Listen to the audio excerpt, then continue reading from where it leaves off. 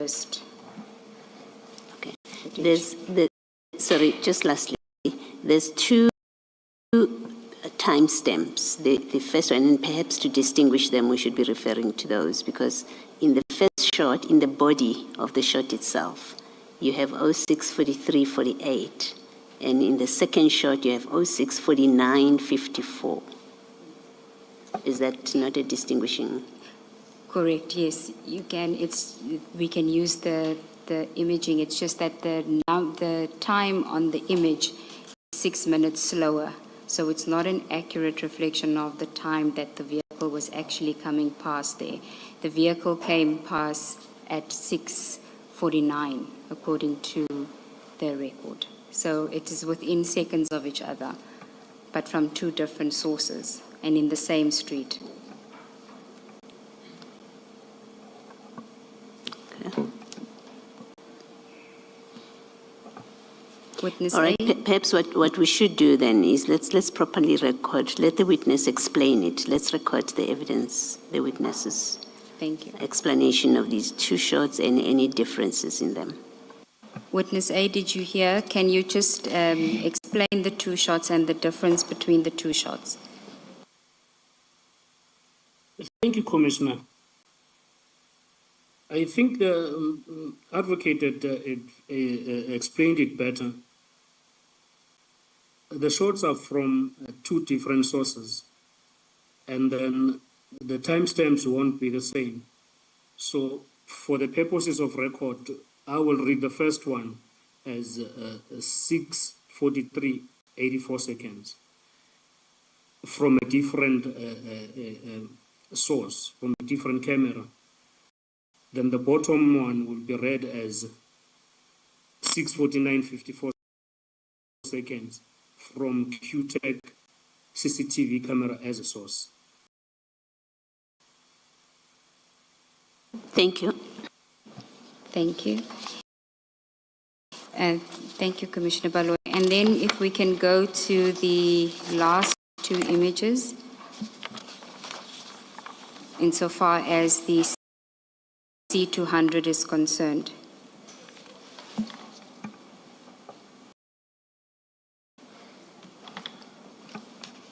Can you see it, Witness A?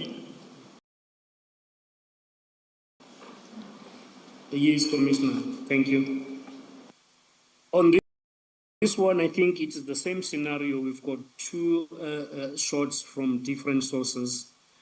The first one is from QTech cameras, and then it shows the timestamp will be 6:52:28. Then we're seeing a same silver Mercedes-Benz C200 driving past the gate towards the direction of Workup Road.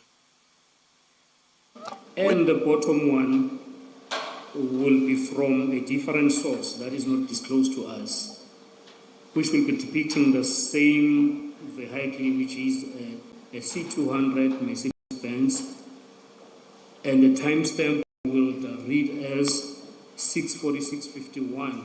Then it reads as it shows a silver Mac driving past QTech towards Woodcock. It turns right into Woodcock.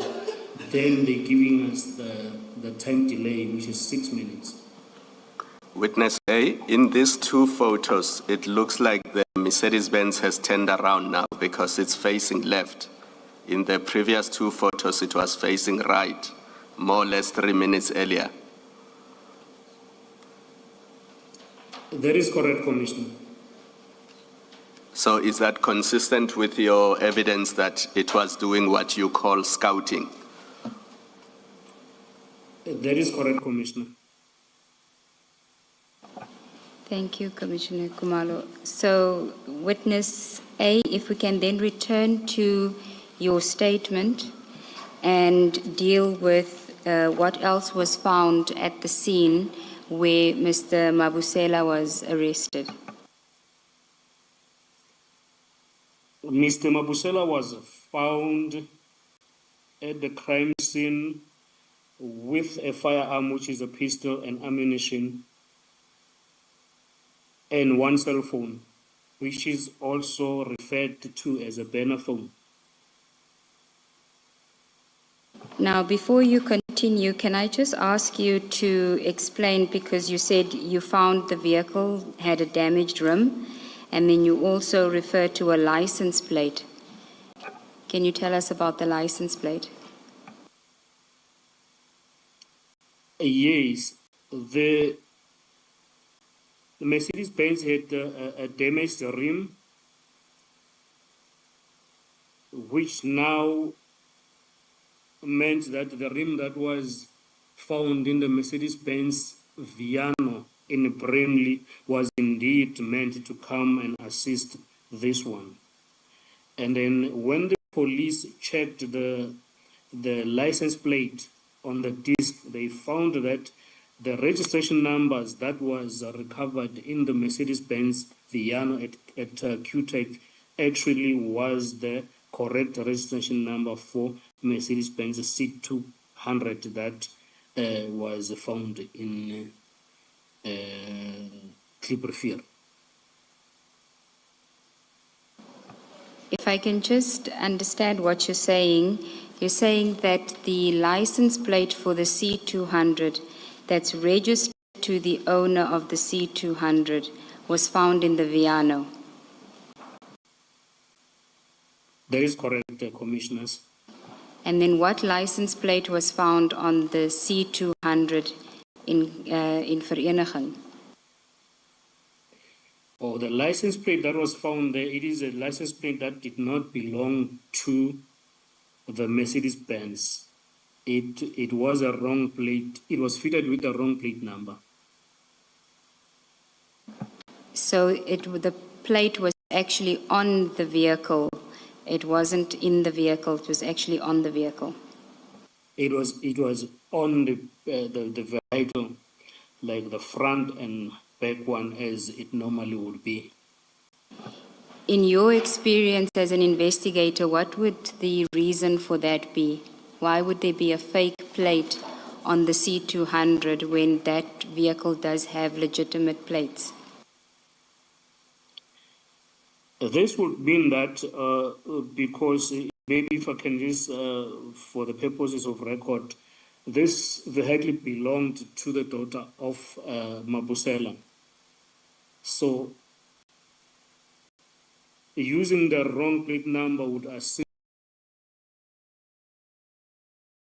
not to be linked to the crime scene because it was picked up at the CCTV cameras with this registration number that was wrong. So I think the aim of putting the wrong plate number was for him not to be linked to the crime of murder in Vereeniging. Thank you. You may continue with what was found. You mentioned the burner cell phone. Before you do that, Witness A, you have given us the exact detail of scene 1 and scene 2, where exactly they were geographically. This third scene where Mr. Mabusela was found and arrested, where was it? It was an engine garage in Clipperfield, northbound. This is in Vereeniging.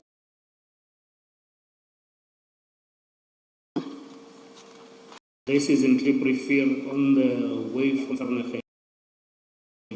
Thank you. It was just outside Vereeniging. Thank you, Ms. Sigels. Thank you. Witness A, let's get it right. The engine garage in R59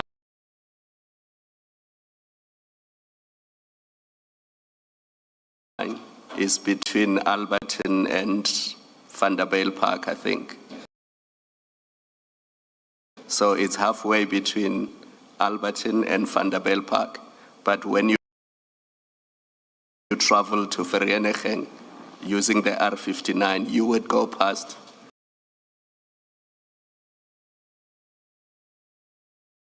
that engine garage. Is that correct, more or less? That is correct,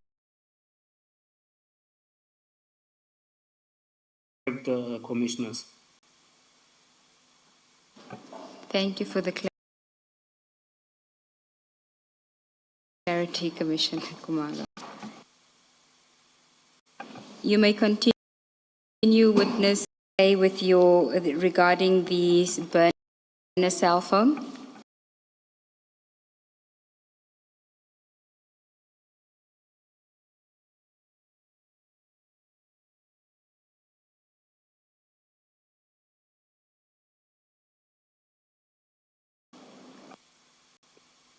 Yes. So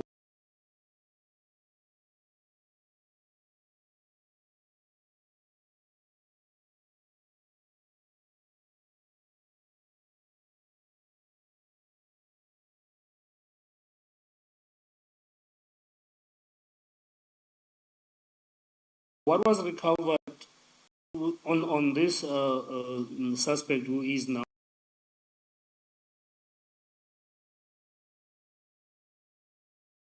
Floyd Diego Mabusela was this burner cell phone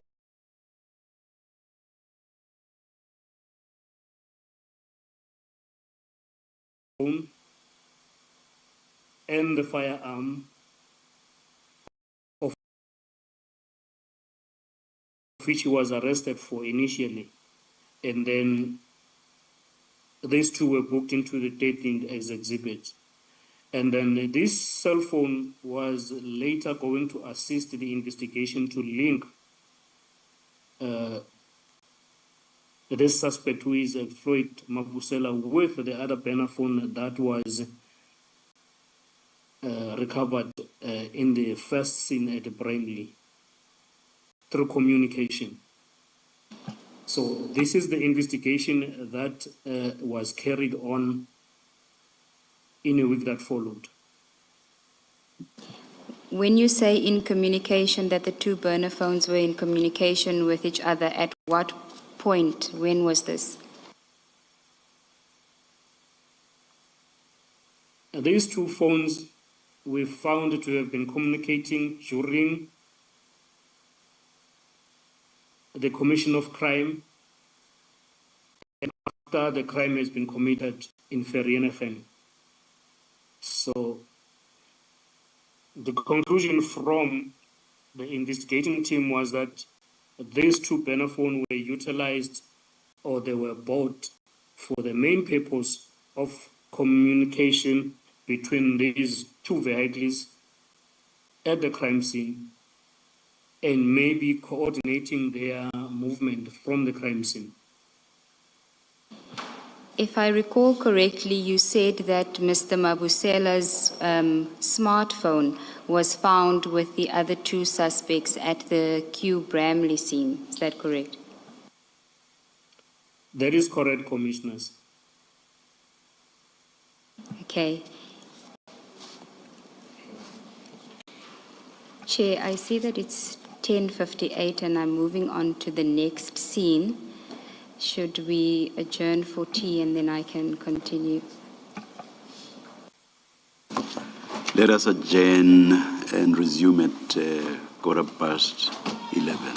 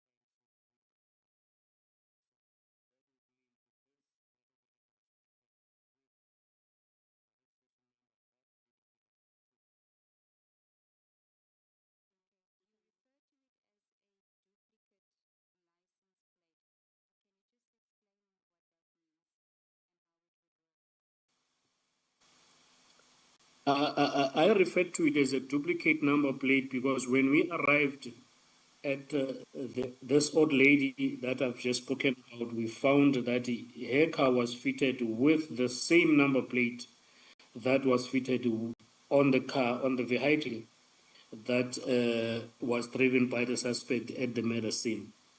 So it means that the two number plate fitted in two different vehicles at the same time. And I take it the old lady's vehicle was not a white I-20. It actually was a white I-20. Okay, so how did you know that it was a duplication? We knew that it was a duplication because when you checked the I-20 that was found at the crime scene, it had a different number plate in terms of the registration in the inertus. So the duplication in this sense, it just means that you printed two number plates with one details. Okay. Thank you, Witness A. So Thank you, Commissioner. If I may. there's a question. Yes, Witness A, you've told us about the Viano, its ownership, and you've just spoken about the I-20 as a hijacked motor vehicle. The Mercedes C-Class, is there any relevant information of who it belonged to? Yes, Commissioner, it was found to belong to a lady who is a daughter to accused number 3, the suspect number 3 that was arrested in Clip Refier, Musatio Mabusela. Thank you. Thank you, Commissioner Baloy. Witness A, can we now move on to what you refer to as the accused person's first appearance, which was on the 19th of April 2024. Can you tell us what transpired at this first appearance that you felt was relevant to include in your evidence? Yes, Commissioners. On this day, it was the day that we refer to as a first appearance because it is the day when the suspect has been arrested, they will get charged, processed, and they will appear for the first time at the magistrate court. So this is the day when they appeared at Vereeniging Magistrate Court for their first appearance. And who was present with you? And in this appearance, all 5 members of the team, detectives that were present at the initial, very first crime scene in Brimley were all present. So that will mean it was myself, witness B, and the 3 other members that we were with in the Brimley. That will be Sergeant Kosi, Sergeant Mabalane, and the member that called us and gave us instruction from the brigadier to attend the crime scene on the 17th. You say in your statement that you were surprised by the show of support for the accused persons. Can you tell us more about that?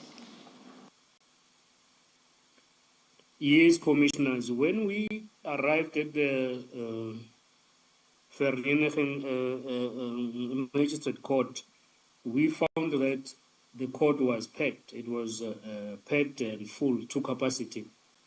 And then we learned as we were there that the people that were there to support the suspect, more especially Michael Puletau, as he was a police officer. So there were a lot of people that were there in support of him. When you say people, are you referring to police officers? Yes, we were informed that some of them were police officers, but we couldn't verify that because they were dressed in plain clothes like ourselves. You just get information from people that were briefing us that Some of the people that were there were police officers, mostly from Johannesburg Central Police Station, who were then the colleagues of Michael Puletau at the time. And can you describe the mood for us and the behavior of those people that were in attendance in support of the accused persons? It was quite tense, and their behavior was not a normal behavior in a sense that they exhibited a behavior that will cause fear to us, like threat and all that, commissioners. Can you be more specific what you mean by threats? It is that the very same group, one of the very same group of people during the court adjournment, which is the recess, was seen trying to take pictures of us, and then we reported that to the members, our colleagues that were with, and then they attended to that situation. Did you consider it to be unusual that they would try to take photos of you? Yes, it is not usual. It is something that is not acceptable. Okay, what else transpired? You say that you And then left court. Sorry, commissioners. Please proceed, witness A. I think I interrupted you. You were still explaining the conduct of the supporters. Yes, then what transpired from there when we now left the court, because we came driving in 3 different state vehicles, unmarked state vehicles. And then when we left the court, we could see that there were a lot of people that were parked at the street in front of the court where our vehicles were parked. And then we went into our cars differently. I was driving alone, and then witness B was driving with the member that has given us a call from the brigadier, and the 2, which is Warrant Officer Mapalan and Sergeant Kosu, were driving in front, which then means that I was driving at the back as we left the court, driving back to our office. And as we were driving, just before we could leave Vereeniging town, I could see that there were people that were joining us, and then I could identify that some of the traffic that we were driving with were the cars that were parked in front of the court. And then I understood it understood that as the cars that would belong to the people that came to support the suspects. And as we drove along, I noticed that these guys were trying to drive us off the road. And then I called the members that were driving in front of me, which is now my colleagues, the investigating officers. Then I alerted them of what was happening. And then at that time, they told me that they were not aware. But then we decided that we needed to stop somewhere along the road and then discuss as to how we're going to go about this, because it was not a usual thing to happen. So we stopped like on the side of the road. Then we decided that we're not going to take the R59, which was a normal way that we will use when you're coming from Vereeniging coming to Johannesburg side. Then we decided to use an old Vereeniging route. And then we agreed to do that, and then that is what we did. But as we were driving on this old Vereeniging road, these vehicles kept driving with us. They will pass us, they will stop, then they will be at the back and all that, but we kept driving. At this particular time, they were now not driving us off the road, they were just driving with us as we moved. Now, you say in your statement in paragraph 29 that you find that it's unusual or extremely unusual for civilian vehicles to follow police officers. Can you just elaborate on that and whether you thought that they were civilians at the time? Yes, maybe before that, I will just have to explain this to the commission that when we came to the court, I was driving alone in the state vehicle. Then witness B, who is the investigating officer of this case, was driving alone in her vehicle. But seeing what was happening and her being female, we took a decision that she needed to have someone to drive with her, which is why now there were two in her vehicle. And I was still alone in my vehicle, just to give her support. And then coming back to the question that the commission has asked, can I ask it to be repeated? I've just forgotten. Yes. So in paragraph 29 of your statement, you mention or you state that it is extremely unusual for civilian vehicles to follow police officers. I just want you to elaborate on that and then whether or not at the time you thought that they were civilians that were following you.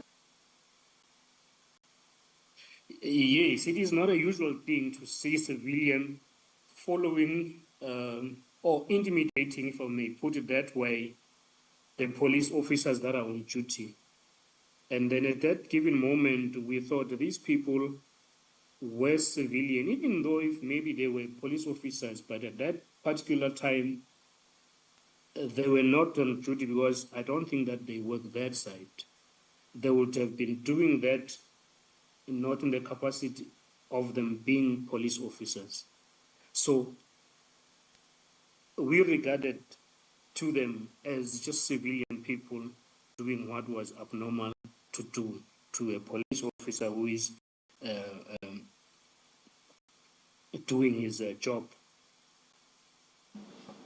Okay, Which is why we took a decision to report it to our commanders as we got to the office. And who did you report it to? We reported it to our Brigadier Hopan, who is the head of Organized Crime Gauteng. Sorry, Ms. Siggles. Witness A, perhaps let me take you back a bit just to make sure that I didn't mishear you. In paragraph 28, right at the end, the last sentence, where you speak about devising a plan to get rid of these vehicles that were following you, I understood you to say, and I'm just checking that, did I hear you properly, to say you decided to use the old Vereeniging Road and these vehicles were still following you, but they were driving with you, but did not try to drive you off the road. Did I hear you properly? That is correct, Commissioner. So where the statement says they still followed us and tried to drive us off the road, that is not correct? No, Commissioner, I think that one will be at when we left the court. I see. Not on the new road, the alternative road that you took. No, Commissioner. Thank you. Thank you for the clarification, Commissioner Baloyi. Witness A, you were dealing with the report to Brigadier Gopane about this incident, and in your report, in your statement, you say that it was not seriously pursued. What do you mean by that? In my statement, I mean that it was not seriously pursued in a way that we were just told to be careful, which I mean it was just starters to say, be careful where you are driving. But we were giving more members to transport now the suspects from different courts. They were not using, because normally they will use the van from respective stations to courts, but it was not like that. It was, they were giving a dedicated team to transport them, seeing that there are, what is the word, high-profile suspects. And then initially we were told just to take care of our movements as we did our investigation or as we move to court. Now, in your statement, you also say that the fact that it wasn't taken seriously or pursued seriously is not a criticism of Brigadier Khopani. And then you say that it's merely to indicate that it was one of those incidents that disturbed us, but not enough for us to escalate the matter beyond a verbal report to our commander. And you say this is because in any event, at the time that I suspected that it was just disgruntled colleagues of Tau who were upset that we had arrested one of their own. So I just want to find out from you, at that stage, was it just the Johannesburg Central police officers that were in attendance that day that had given you that sense that you, the unnerving sense, or was it spread throughout the SAPS at that stage? Yes, commissioners. At this stage, we understood it to be only concentrated to his colleagues at the stations, as we believed it. And then we treated it as such until much later that we saw that it is wider than that. So we were only concerned about it at that level. Okay, and You can complete if you're still dealing with this paragraph. I wanted you to just then, I think Commissioner Baloy and I had the same idea, for you to complete paragraph 30, and perhaps you can do it read it yourself, where it says, "in my mind." Do you have it? Yes. Can you read it? Then I was just saying, in my mind, I would not imagine a civilian doing something like what was done that day to a police officer that was doing their official duties. Witness A, And only. Yes, Commissioner. Yes, you can complete your answer. And then this was the beginning, as we understood it then, of the ongoing attempts that were done to the investigating team. All right. Let me ask my question then. On this first appearance, were charges put to Mr. Dow? Sorry, I forget his title.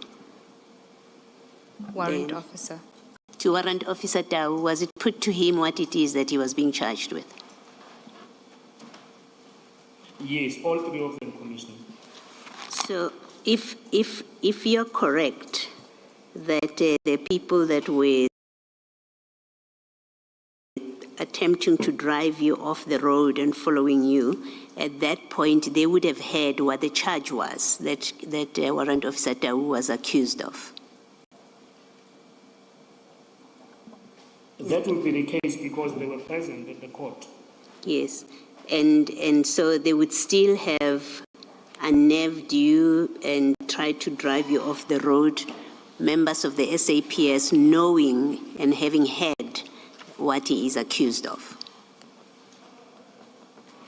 That is correct, Commissioner. Thank you. Thank you, Ms. Siggles. Thank you, Commissioner Baloy. Then, Witness A, if we can go to page 9 of your statement, you start a new topic there, and it is titled Initial Links to Katiso Molefe in the Swart Murder. Now, can you just elaborate on what was the basis for these links? How did it start out? These links started out as the investigations continued in this matter. Initially, we had these 3 people that were arrested for the murder of Ahmad Swart. And then when we did our initial investigation in what will be termed as cell phone communication investigation, we could see that there was actually a person behind the murder who was high up and who was actually ordering the hit of Ahmad Swart. And then that person was initially identified as Katiso Mulife, who was then later arrested in this case. Okay, can I just ask you, insofar as the cell phone records are concerned, what data did you have available to you to make these links, and from which cell phones are we talking about? We had call data record and then tower locations of all 3 cell phones, actually all 5 cell phones that were recovered during the arrest. That will be the ones that were recovered in Bramley and the one that was recovered in Clipperfield.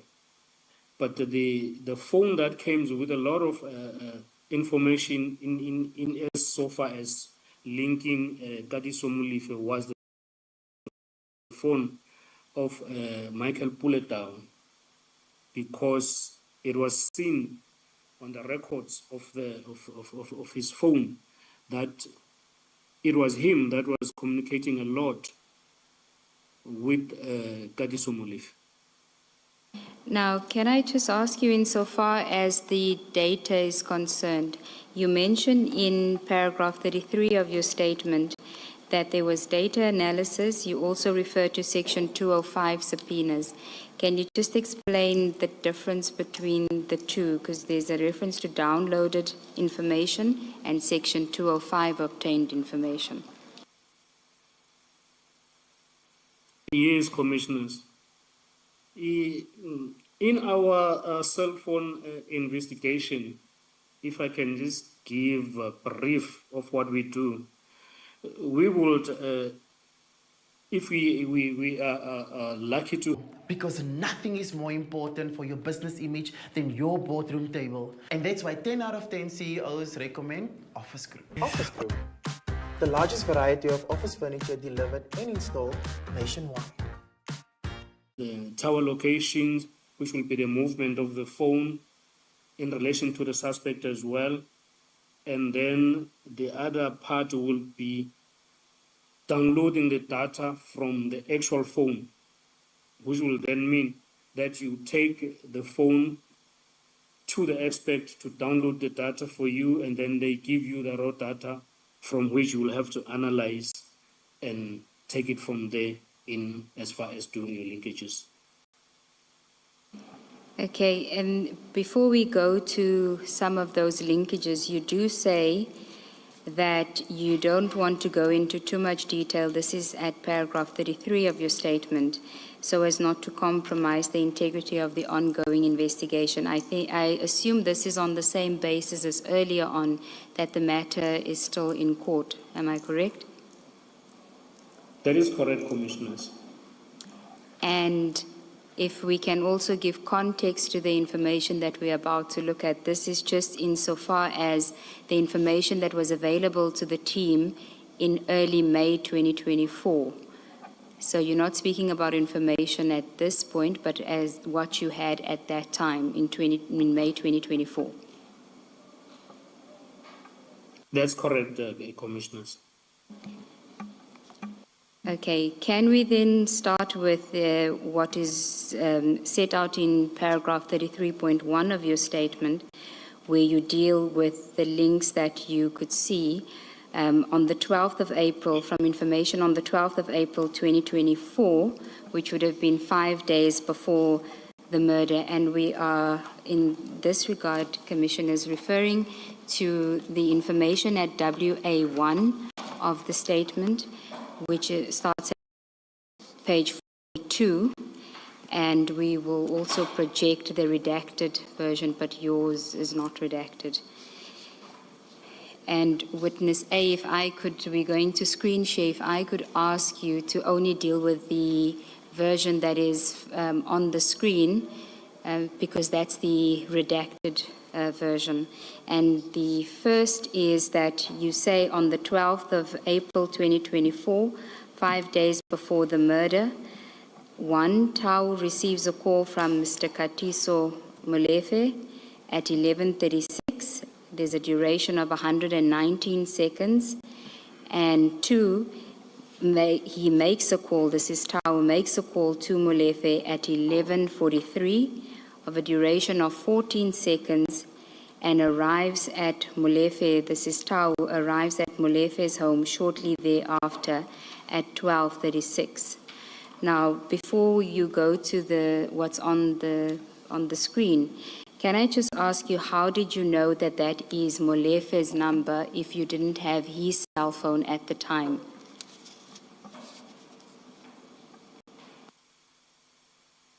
Yes, Commissioner. Before we could start and doing our applications and maybe phone downloads and everything in terms of doing a cell phone communication investigation, we will do our background check, and then which is where we get the information that we will call the intelligent information. So at the background, we already had Katiso Mlefe's cell phone number. So you were able to establish that when we're talking about the data on 12 April 2024, that it was sent and received from a Mr. Katiso Molefe based on the number, not just on the name that is saved as Katiso Molefe on the phone. You actually verified that the number is his number. Yes, the number suits the number that we had for our intelligent purposes. Okay, thank you. Can we now proceed? Can we, I'm very sorry, can we take a 5-minute adjournment for something urgent we want to attend to? Let's adjourn.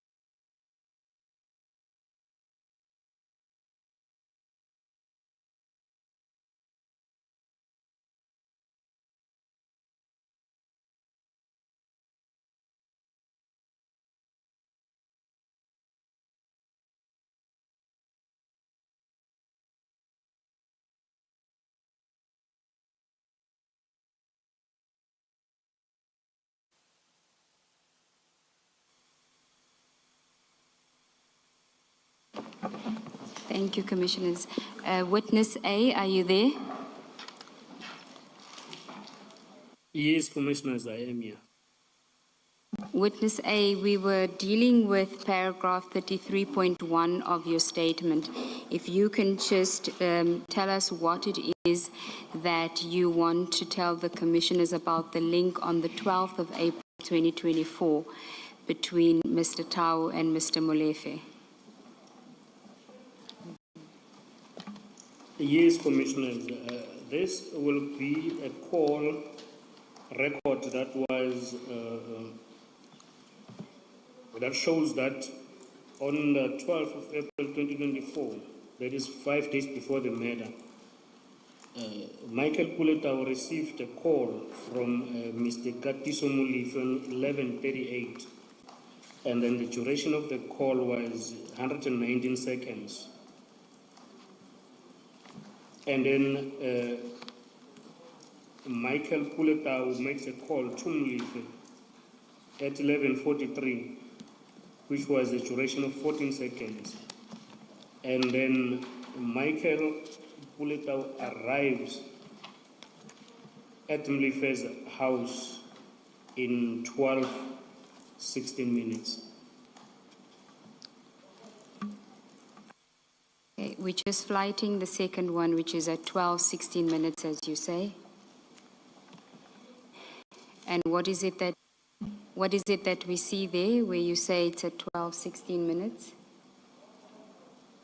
We're seeing the vehicle, which is the Mercedes-Benz Viano, that was later linked to Tau during arrest, arriving at the house of Katiso Molefe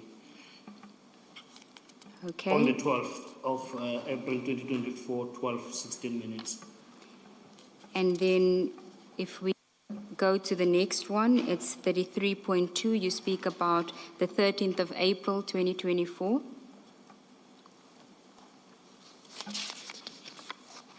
Yes, on this one, the 13th of April 2024, Tau then received a message from Molefe with the name and cell phone number of the person who was identified as an employee for the company called QTech in Vereeniging. When you say, Sorry, Witness A. When you say that, or when you say with a name and cell phone number of someone, what do you mean? Do you mean this message mentioned this cell phone number and person?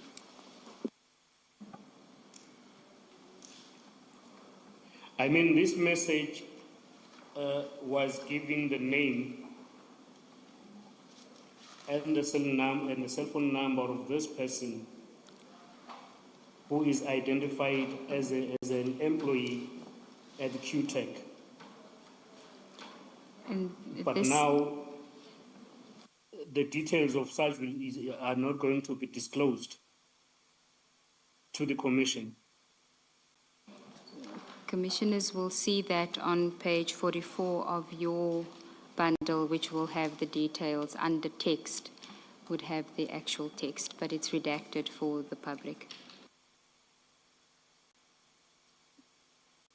It's redacted for the public, but on page 44 where it says text, 12:59 in the WhatsApp chats, it will have a column that says text, and that will be the text that was actually in the WhatsApp. And what the witness is saying is that the name and cell phone number that's reflected in the block next to text was the text that was actually received from Mr. Tau. From Mr. Molefe to Mr. Tau. Can you have the witness confirm that? Yes. That is what the That witness is had correct. said. I'm just confirming that you can actually see it on your screen, whereas the public cannot.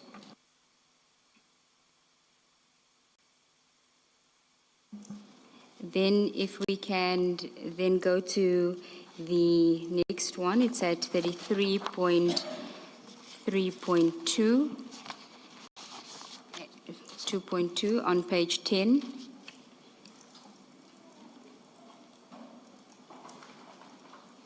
Yes, Commissioner.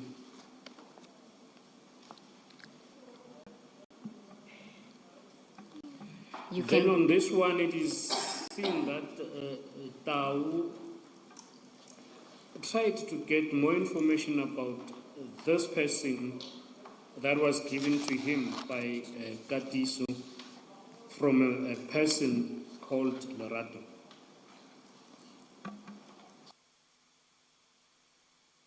do you know who Larato is?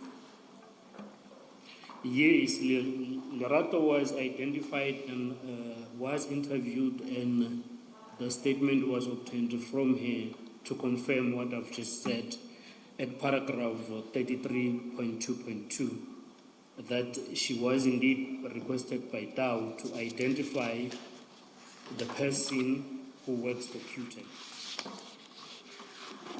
Okay, and then at 33.2.3,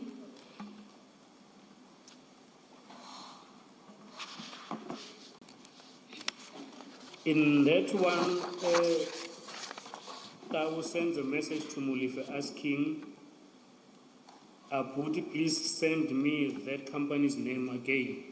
So I will assume that at this particular time he just needed confirmation from Kariso Mulife to send him the information of the company or the name of the company again, which is QTech. and then at 33.2.4, you deal with the response to that email. Can you deal with that? The response was that Mulife then did indeed send the name of the company, which is QTech. And can you just on the screen for the record read the date and time of that message?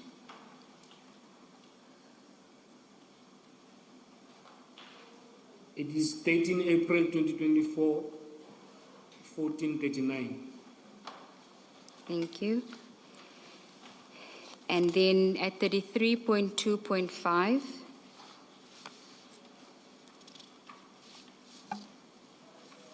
At 33.5, Tao makes a call to Mulife and also received a call from Mulife at 16:34. we're on While Tao 30. is highly spotted. Sorry, witness A, we're at 33.2.5, not 33.5. We're still on the 13th of I'm too April. far. Yes. 33.2.5. Yes. My apology, Commissioners. 33.2.5. Tao is seen forwarding these photos from the internet of two QTech employees to Mulife with the message, these must be them.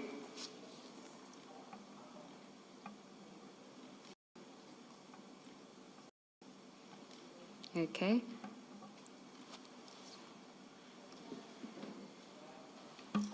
And then if we go to the 14th of April at 33.3. All right, maybe before we do that, if you go back to 33.2.1, witness A, in the second last line, which starts, Mulife appears to have believed, you see that? Yes, I'm on that, Commissioner. Okay. So that first sentence that reads, Mulife appears to have believed that this person is a whistleblower in respect of the alleged fraud and corruption related to a Transnet contract. When you say this, where does this appear from?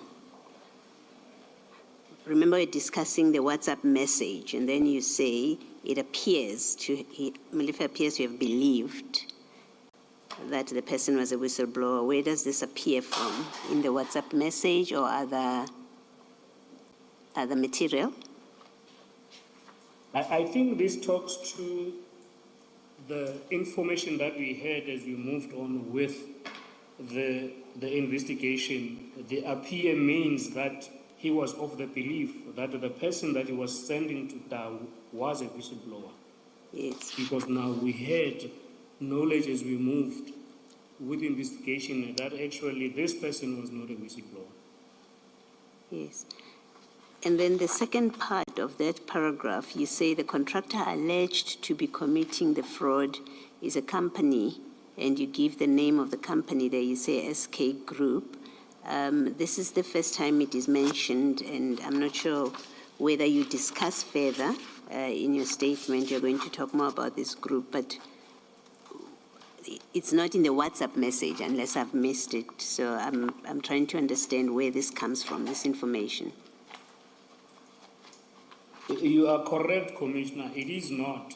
This is now from our investigation, and I do agree that we actually needed to have given a little background of this SA group.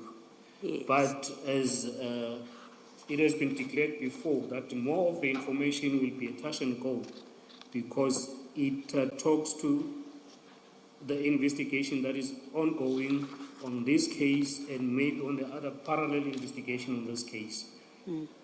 Maybe for purposes of this exercise of this commission, I will just mention to the commission that this SK group was a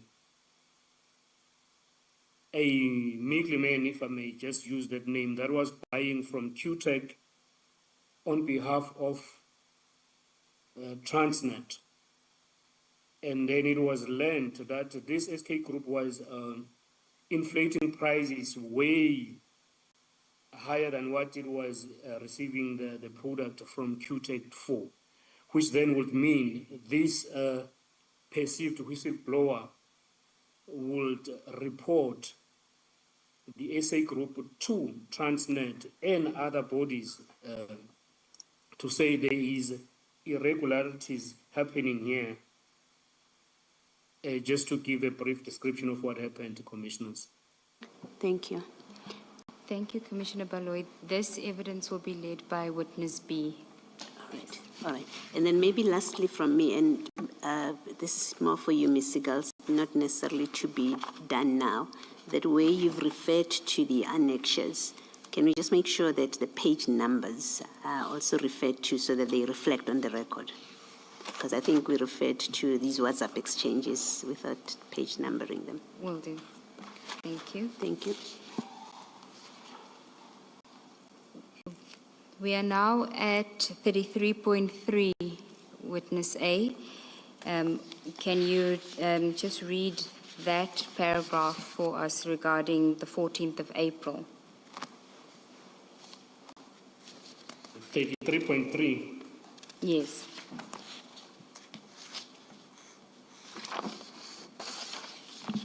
On 33.3, on the 14th of April at 3:27, Tao sends a message to Mulife, which reads, "We are here." And then at the same time, Tao's phone, GPRS, connects to a tower 2 kilometers from QTech's offices in Vereeniging And that at is 15:29. And that is on page 48 and 49 of the annexure bundle.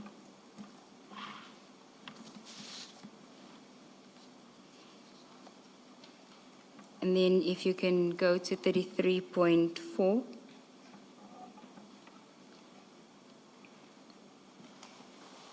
At 33.4, Tao receives a forwarded ownership check, which is a forwarded message on his phone from Mulife, which is an ownership check of vehicle registration numbers.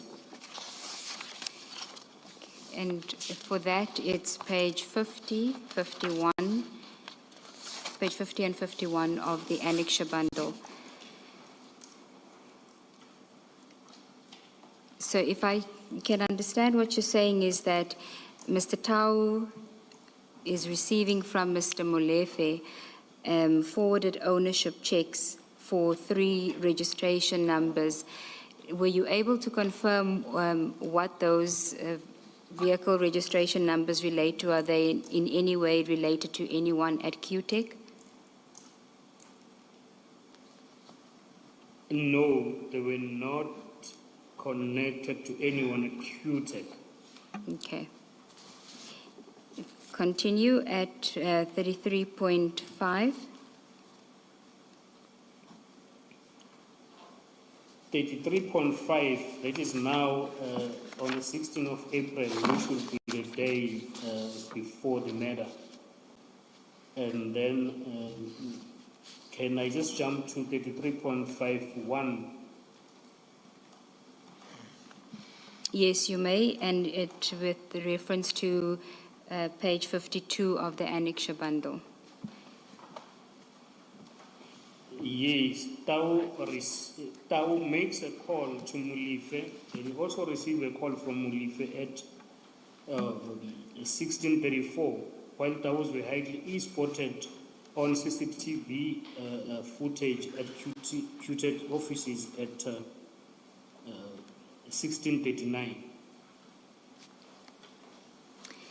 If I can just understand what you're saying is that at the time that Mr. Tau makes a call to Mr.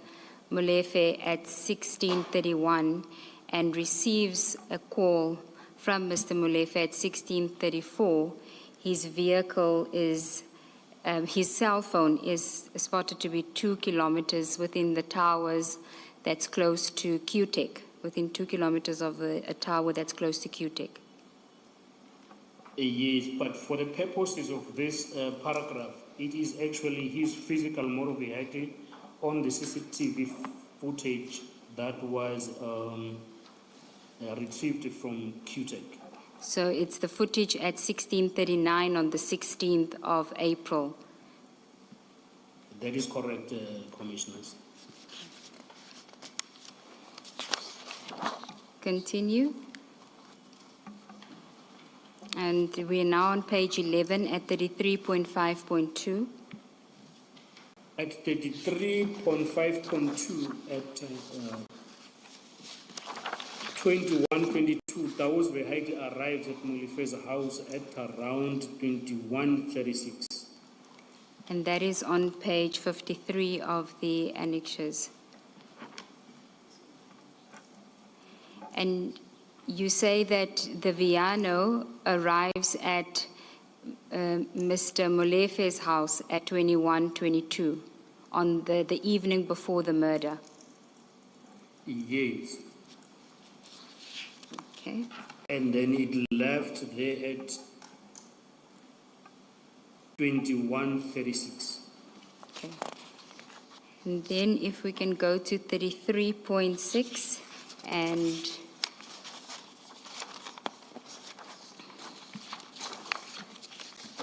on the 17th, this is now the day of the murder, and it's the reference for the annexures is 54, page 54.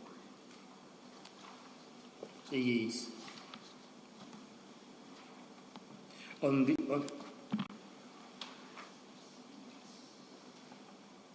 Yes. Yes, Commissioners, can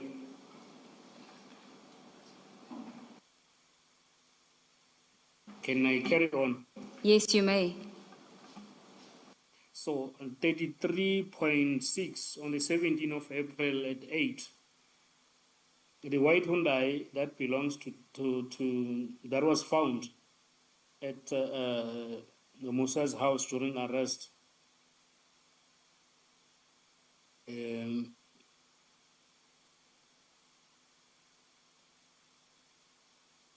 You may read it, Witness A. The whole paragraph. Yes. Oh, it says on 17 April 2024 at 8:04, the white I-20 arrives at Kekana's house in Q at 8:12. Cell phone activity resumes at 8:17. And then at around that time, Tau sends a message to Mulife saying, "Morning Aputi, Rishab," which was then translated to say, "Morning, brother, we are okay." This inference I draw the inference that from the timing of the message and the fact that there was no message that preceded it, it was him telling him that they went good in Vereeniging and they are not arrested and they are back. So it was just giving them, he was just giving Molefe information that wherever they are okay, for him not to worry. And if we can just place the timing in context, the murder of Mr. Amanswart occurred at just after 7 in Vereeniging. And this is now at 8:17, an hour and some minutes later, but they are back in Johannesburg. This is happening in Johannesburg, this conversation, or the WhatsApp is being sent when Mr. Tau is in Johannesburg. That is correct. Also, what we understood about this was that when they arrived at Musa's house in the morning, they switched their personal phones off and they left, which could then mean that their phones were left at Q. And then they went to Vereeniging and committed the crime and then came back. And that was only when their phone came back on again. And then maybe they were doing this so that they cannot be connected to a crime scene by their personal phones, which is why they were using the 2 burner phones that I spoke about earlier on.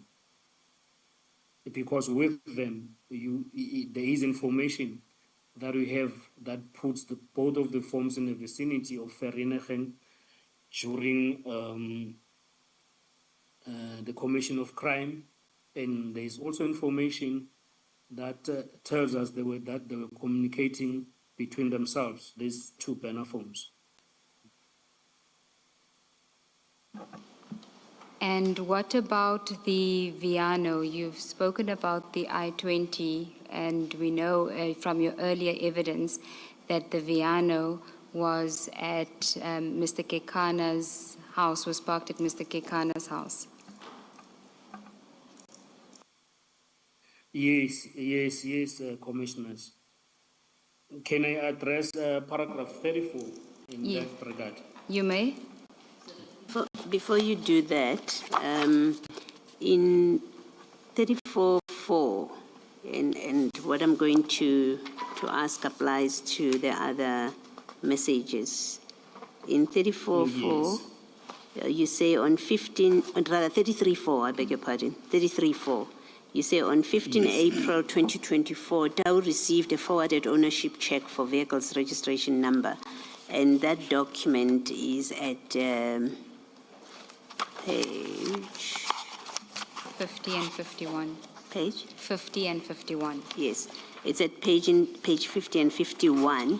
Now, in the body of those documents, where do we see that this was from Mr. Molefe or from Mr. Pule? I know at the top you say receives a forwarded ownership check at 51 for that vehicle from Katiso Molefe, but what is it in the body that tells us that, or that indeed confirms you that all these exchanges were in the way that you describe it? It was from Molefe to Dau and so on. And I think it's a question that I think should be clarified also. Ms. Seegers, you may want to do it when we come back from lunch, but I think your WhatsApp messages needs to show us that indeed what is in the caption at the top is confirmed by the body of the WhatsApp. Commissioner Baloyi, do you want the witness to He can attend for now deal with the specific question that I've asked, and then the rest I'll leave to you to decide how when you're going to address it. So witness A, 33.4, you're referring, I've been directed to 50 and 51, and you say this is ownership check received from Molefe. How do we see that in the body of these documents?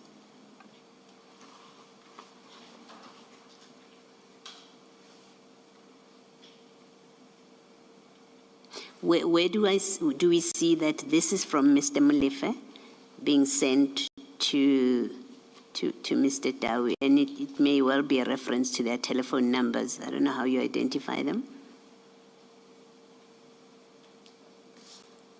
Witness A, you are muted, so I'm not sure if you're speaking and we can't hear you.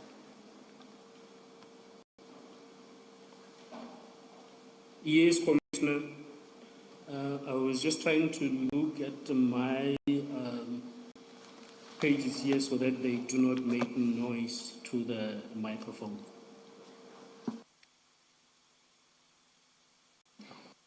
Did you hear the question? The question is, when you look at page 50, for example, and there's a reference that there was a forwarded message from Mr. Molefe to Mr. Tau, how do we see that that is indeed the case from the message, the information on the message itself?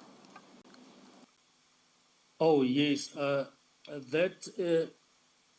We get it from the downloads of the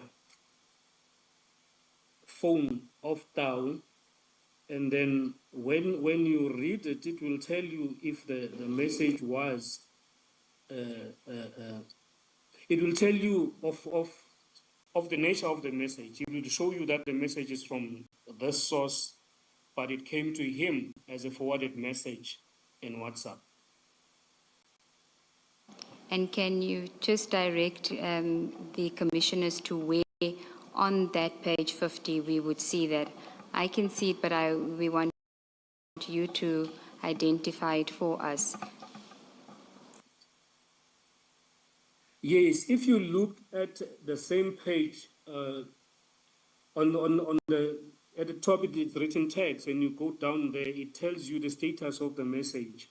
Then it shows that forwarded, which will then mean that the nature of the message, it came from the source, but it was forwarded to them. So it is written there as forwarded. Okay. And Should I go ahead? Yes. All right. There's witness A, in looking at that same shot, there's a number, Yes. WhatsApp ID number. There's the first WhatsApp ID number. It's an 083 number. And then there's a second one, WhatsApp ID number. It's an 072 number. Are those numbers helpful to explain this forwarding or sending, who sends who?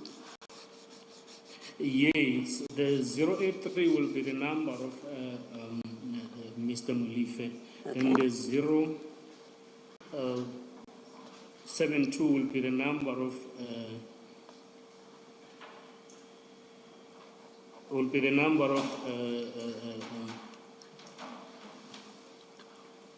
Tau.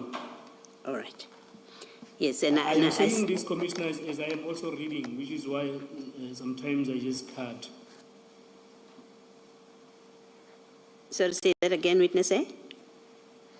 I'm saying that I was just making an excuse that I am saying this as I am reading on what is being displayed on the screen. That is why sometimes I cut when I talk. All right. All right, no, thank you. Then the same numbers appear in page 51, that 083 number and 072 number in both shots in page 51, and you say that is Mr. Molefe and Mr. Tau's numbers respectively. Thank you. Thank you, Ms. Siegels. Correct, Commissioners. thank you, Commissioner.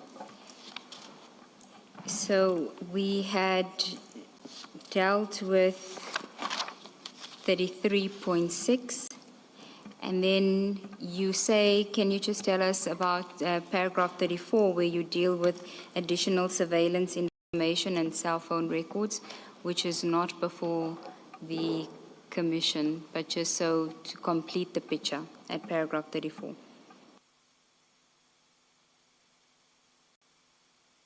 Yes, paragraph 34.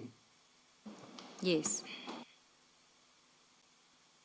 And then in addition, the surveillance information before and on the day of the murder revealed that Taus Viano was at and near the office park where Swart was murdered, and it appears that whoever was driving the vehicle was scouting the place.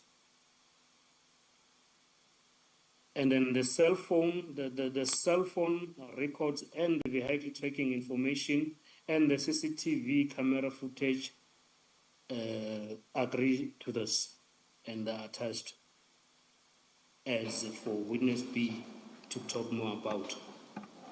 Yes, I just wanted to clarify paragraph 34, and you must just confirm this for the commissioners, is that the sentence should in fact read that the surveillance information before and after the day of the murder revealed that the Viano was at or near the office park, not on the day of the murder. Yes, that is correct. That will confirm that this vehicle was used to survey either the crime scene or maybe to survey the victim, who is Mr. Swart, as well.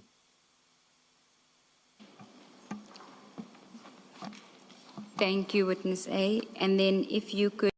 Before you move on, you say the surveillance information before and after the day,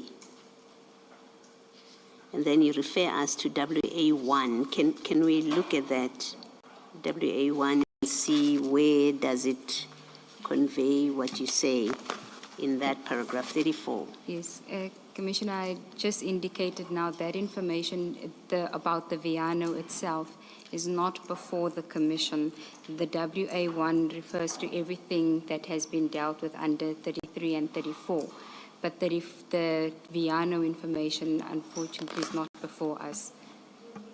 To demonstrate that the Viano was there before, was at the scene before the murder. That information is not before the Commission.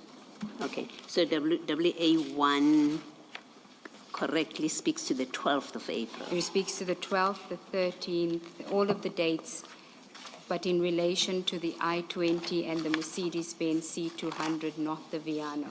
Okay, thank you. Maybe this is for the witness and not you then, Ms. Siggles. What do we make of the shots on page 52 of our bundle? Yes. With specific reference to the date of 16 April 2024. Let me just see.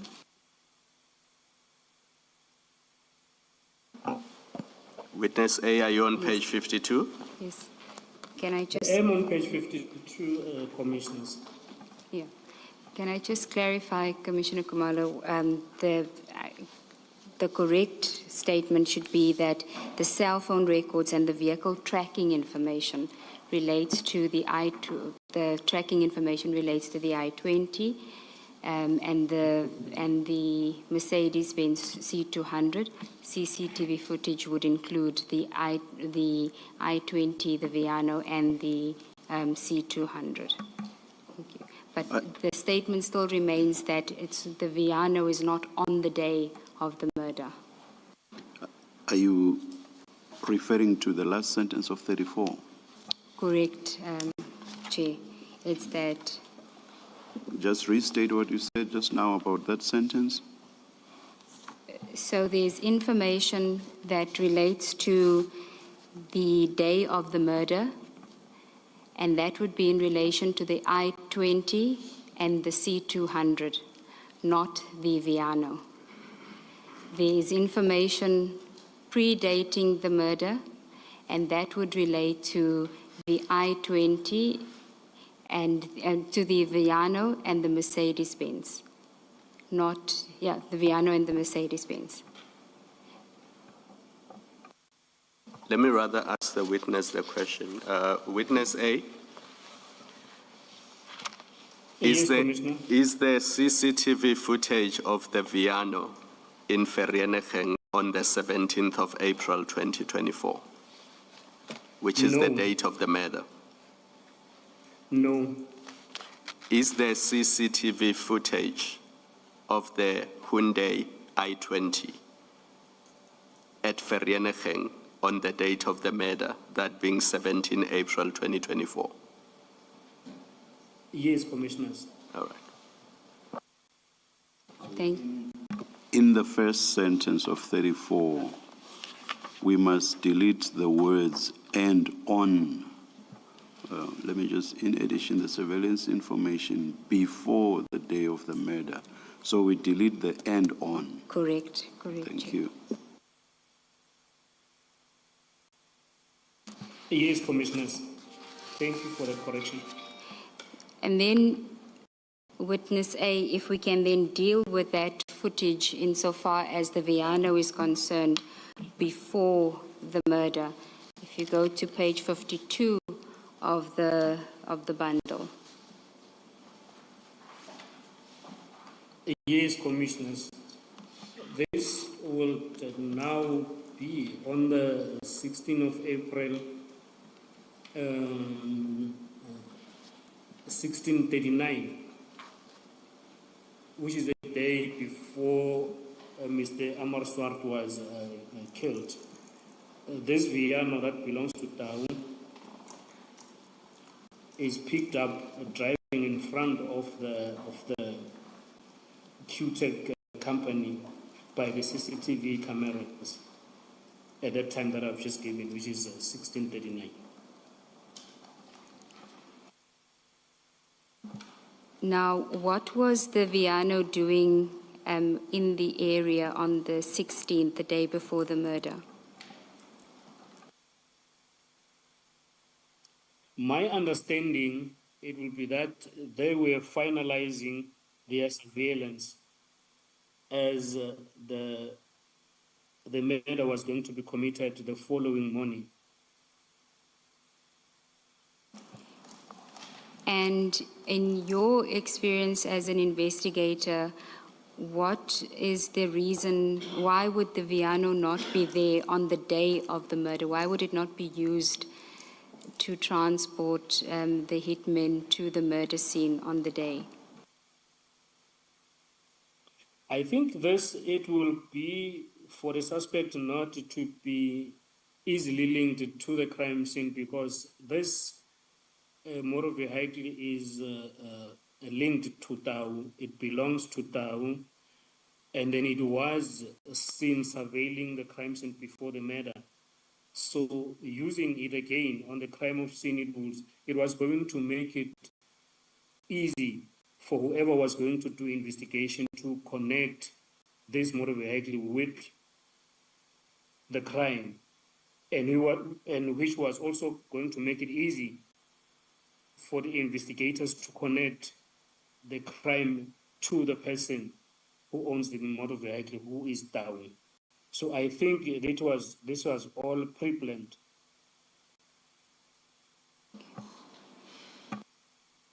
In that page 52, witness A, and going back to the paragraph in your statement, you at 33.5.1, you say at 1631, Tau makes a call to Molefe and receives a call from Molefe at 1634, while Tau's vehicle is spotted on CCTV footage at QTech offices at 1639. And then you go to page 32. At the bottom of that picture that you've just spoken to, 52. Yes, at 52, you've got those headings, makes a call to 083, and then in brackets you say Molefe, and then receives a call. Where in these two documents, 1631 and 1634, do we see that the call is, in the first one, is from Tau to Molefe? Can you just talk us through that grid? But also, if you're able to, where he is in fact at the time of the call, of the two calls.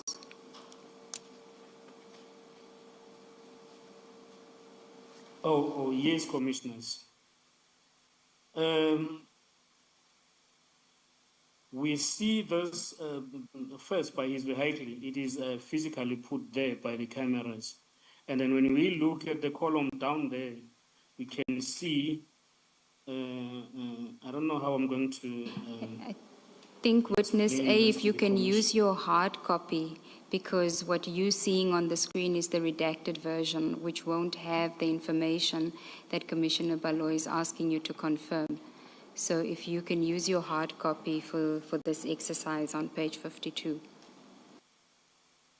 That is correct. I'm carrying it in my hand as I speak. But I wanted to say it is seen that when these calls were made, this number, which is 072, which belongs to Tau, is put by tower location at Duncanville, which is in Vereeniging, where the crime scene is. It will be at the bottom, at the last, at the very last column of the page on the right, where it is written LTE Duncanville. Thank you. Then on the far left, where that column starts, it will depict the number of the suspect. Michael, pull it down.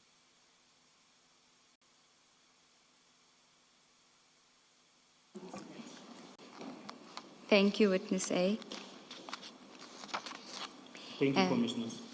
And then at paragraph 35, without reading out the name of Witness B, can you just read paragraph 35 into the record? Yes, it reads that Witness B will testify in detail to the links that were discovered after Mlife's arrest, which is now on the 6th of December 2024. The reason I deal with these links is to complete the timeline and deal with the type of information that was available to the team, although not all can be revealed in public. I will deal later with the links related to the murder of Opa, John Sifuka, and two other persons that he was with, which will then be known as Walter Mkwena and Sandy Lemiers. Thank you, Witness A. If we can then go to page 12 of your statement, and here you now deal with uncomfortable incidents and the first signs of possible interference. And we are now at paragraph 36. If you can just tell the Commission about that incident. Yes, in this paragraph, I'm going to deal with the first signs of discomfort that we're now confirming what we saw when we went for the first appearance in Vereeniging. Then we could see that it was spread it was not only based in the police station where Tau was working, but it was spread right across the province, if I may say that, up until the senior officers of SAPS. I'm saying this because in mid-May, I was told by Witness B that she had received a call from our commander, Colonel Mkwena, in our office, who had informed that Major General Shibiri, who is the head of organized crime nationally, actually wanted to see us to brief him about the case of Mr. Swart. Sorry, Witness A, before you go ahead, can you just tell us who is Colonel Mokwena and what is his or her position? You say direct commander, but what is the position? He is a colonel, and then he is our immediate commander in terms of the structure at work. It will be Brigadier Khopane, it will be him, and then so it goes down. So we reported to him directly. And who does he report to? He reports to Brigadier Khopane. Okay. Who then reports to the general. Continue. Yes. So this information, I'm getting it as secondhand from witness B, who is now telling me to say, hey, yesterday I got a call from Colonel Mkwena, who told me or us that we need to go see General Shibir at his office in head office in Pretoria.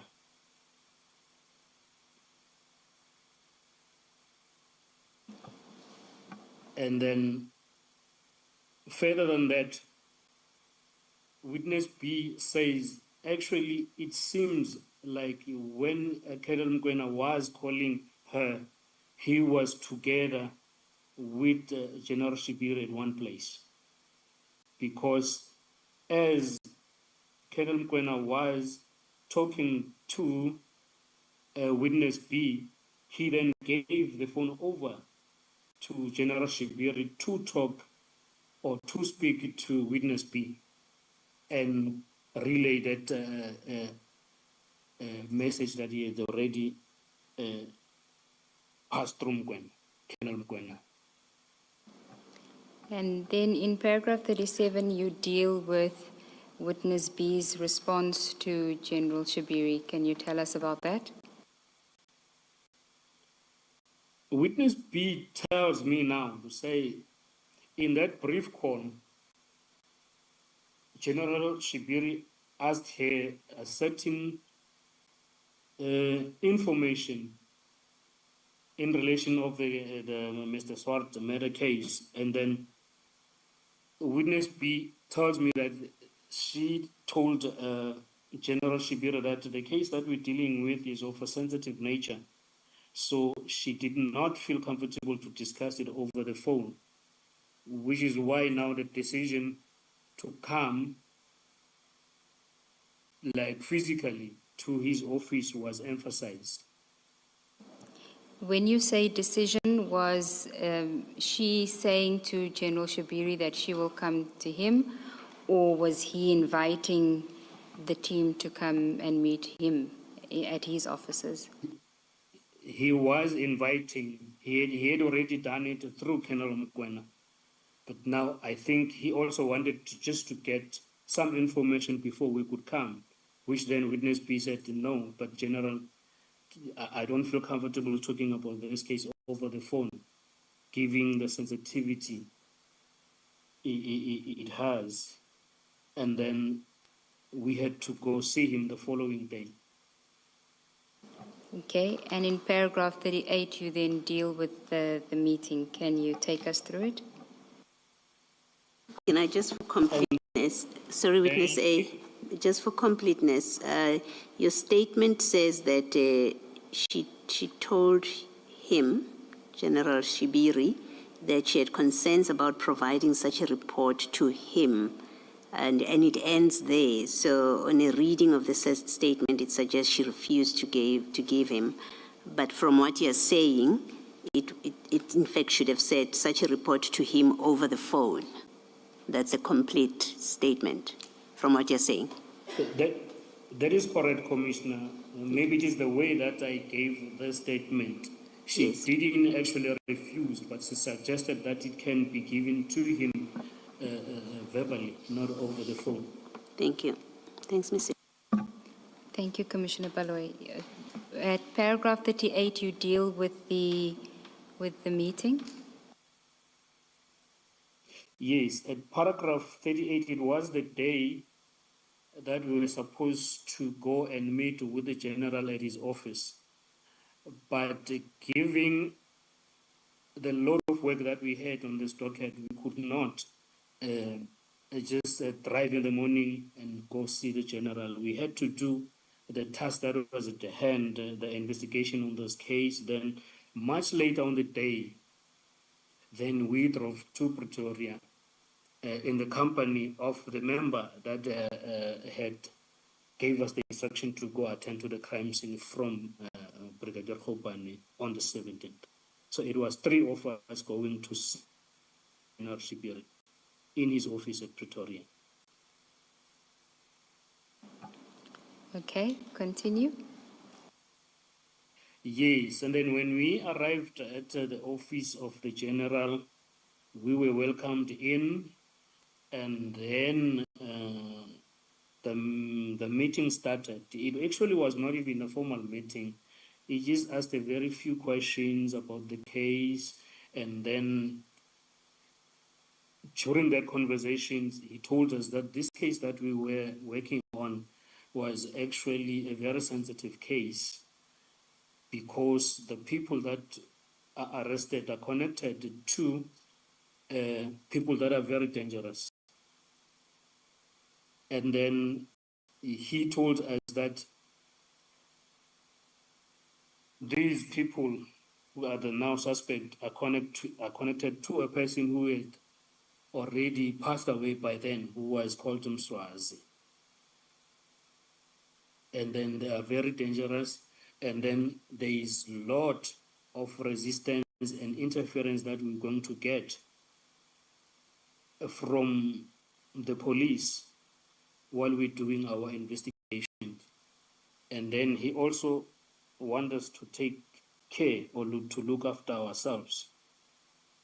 And during the conversation, he also gave us the person that works with the group, but he belongs to a DPCI, which is Hawk's office, Tom's office, by the name of Zoom. We didn't know that person before we came to this office, but we were told about him to say he works with this group. We might encounter interference from him and other people that maybe we're not told about there. Witness A, can I just take you back to your statement? You've skipped some information. At paragraph Yes. 39, Yes. after the general tells you, you say after he told you about the very dangerous person called Mswazi, can you just continue from there? Oh, yes. Then he told us that as a suspect, we are applying for bail. He told us that he asked us what was the status and everything, and then we told him obviously that we were opposing bail. And then he said there were envelopes that were on offer.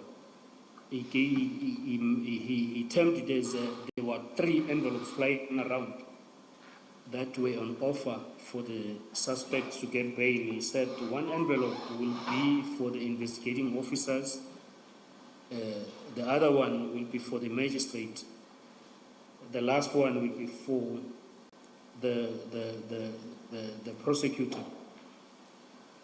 And then by envelopes, we understood him to mean money, even though he didn't say money, but he said there is 3 envelopes flying around to make sure that these people get paid. Now, witness A, when the you say General Shibiri, when General Mkwanazi testified, he spoke to a senior person who informed the investigators that there were 3 envelopes. Was he referring do you know if he was referring to General Shibiri?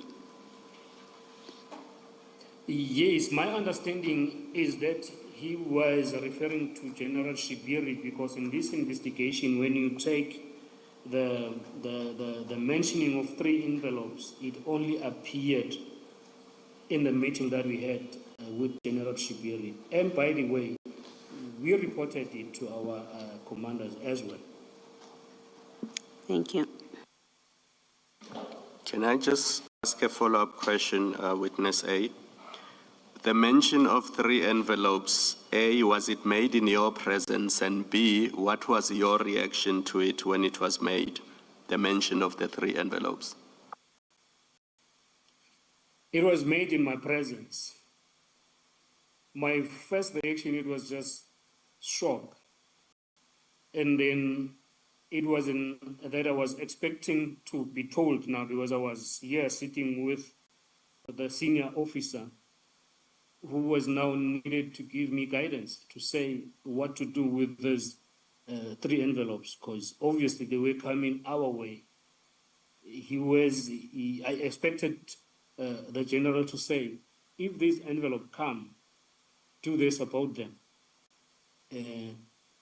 Or this is the action that has already been taken to avert that thing happening, so that the envelopes don't even get to you. But all that did not happen. To what witness B asked a direct question to the general to say, if it happens that the general knows about these envelopes and he knows that they are flying around and one of them is coming to his members, and then he also knows that there are people who are doing wrongdoing in terms of Zulu now, because he's already been disciplined. Now, witness B asked the general directly to say, what is being done by that? And then the general said there should be inquiry opened with the aim to register a project for investigation such wrongdoings. But he didn't say that had already taken place. He was telling us what was supposed to have been done, which would mean if witness B didn't ask, I don't think that was going to be mentioned even.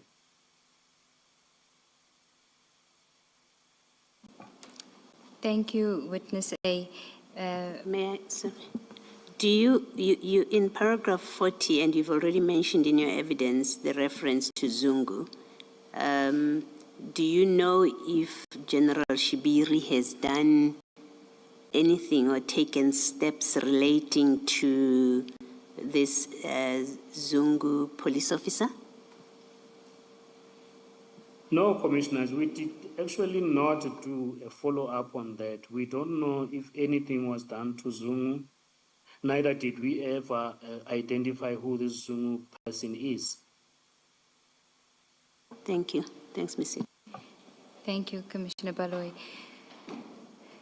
Witness A, just to go back to the reference to 3 envelopes by General Shibiri, was it your understanding that he was saying that he knew that there were 3 envelopes available if you were willing to accept it? Or was he saying that he had the envelopes for you? No, what I understood is that he was saying he knew that there is envelopes that were ready, which one of them was meant for the investigating officers. But I don't know if he had them with him, and I didn't understand it to say he was having them or he was having one envelope with him. I didn't understand it that way. Okay. In paragraph 40, you dealt with Zungu, but your statement starts with another person. Can you read that and then just explain whether General Shibiri expanded on that issue? He did not expand it. He just told us that he knows a lawyer that was standing for Mr. Tau. Then he mentioned by name that is Mr. Victor Marshall, who has since been struck off the roll. Now, And then he didn't give any reference as to why he is mentioning him or what was the reason he mentions him. But he just told us that he knows the lawyer that was standing for Tau, which was true because we had already been in court a few times with Tau, and then we knew whose lawyer was. okay, and then in paragraph 41, you've already dealt with what witness B's attitude was towards General Shibiri mentioning wrongdoings by officers where there seem to have been no consequences. But you deal with another issue that she had raised. Can you deal with that in paragraph 40, the second part of that paragraph? That will be now the issue of Zoom or paragraph 41, Commissioner, if I may ask. Paragraph 41, where witness B had made a request to General Shabiri after she had asked about what steps had been taken against officers that have been accused of wrongdoing. Oh, yes. It means when we spoke, then after having asked, witness B having asked General Shibiri what he will do about what he has just told us, we went on with talking with General Shibiri, and then he advised us that we get protection in terms of assistance, actually, in terms of seeing if the cars that we're using were not followed or fitted with unauthorized trackers, and also to have them checked for that I've just said.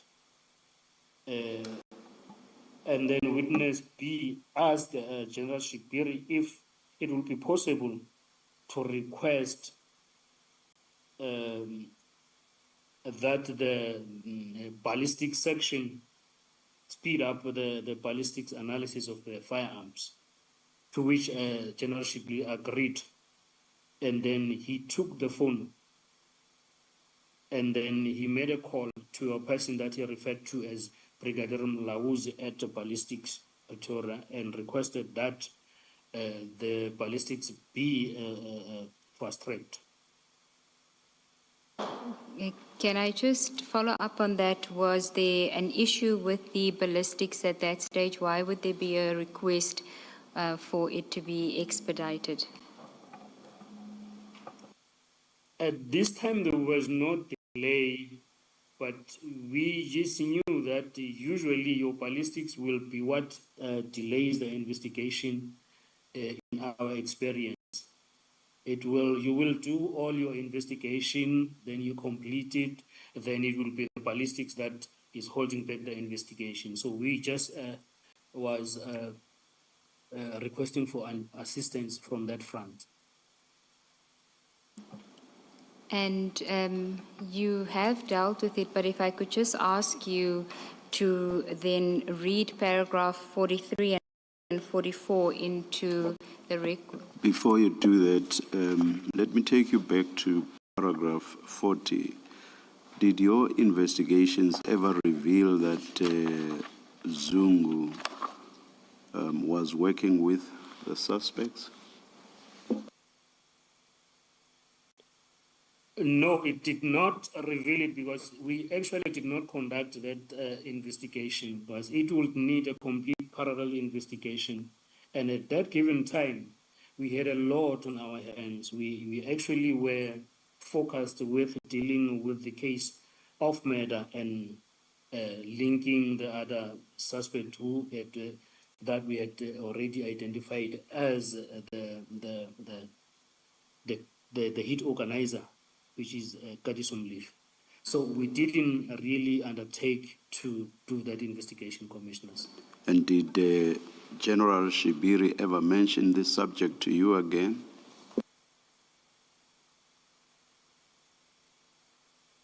Of Officer Zungu in particular? Of Zungu. No, he didn't. Witness A, let me also take you back at paragraph 39, where you mentioned that General Shibiri said that people linked to the arrested suspects have money and are connected to a very dangerous person called Mswazi. And you say in brackets that you are aware that Mswazi died in January 2024. Perhaps tell us more about Mswazi so that we don't make assumptions. We don't accept on the face of it that he was a very dangerous person. Who is Mswazi and how does he fit in or would even come up in this conversation between you and General Shibiri?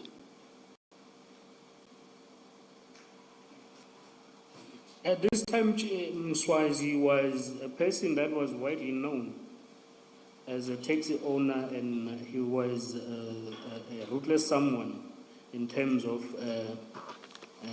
killings. We know him to that extent. And then we would later learn that the people that we're dealing with were directly connected to him or to the group that was going to be later referred as the cartel or the Big Five. So I'm thinking now that the general was just giving us the heads up to say you are dealing with something very massive.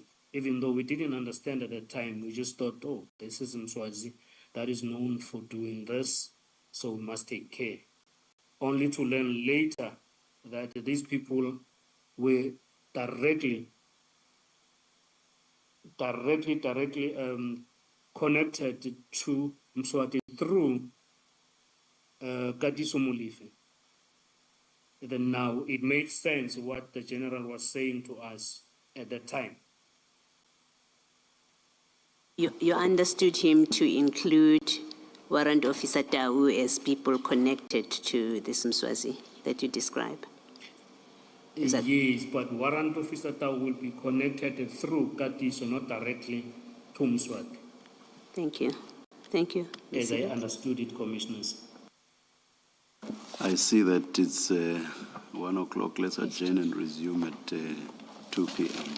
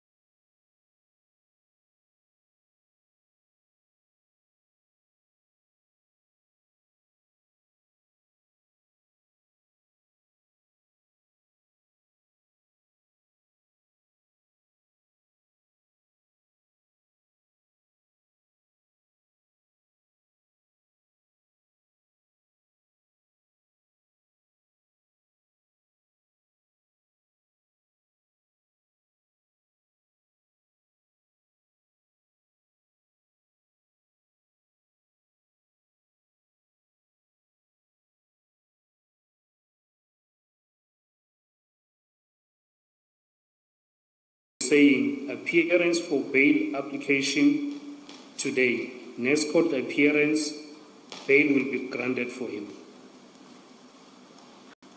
Tao's next appearance was indeed on the 2nd of August 2024, and he was granted bail.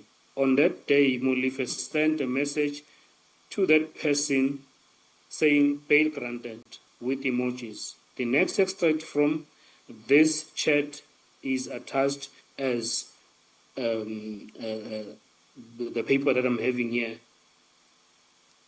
Okay, so then if we can then go to page 56, which is WA 3, do you know Yes. where this chat came from whose phone this chat came from? Yes, it came from the downloads of Mr. Molefe's phone. Sorry, you say the downloads from Mr. Molefe's phone. Yes. When was his phone obtained? His phone was obtained during his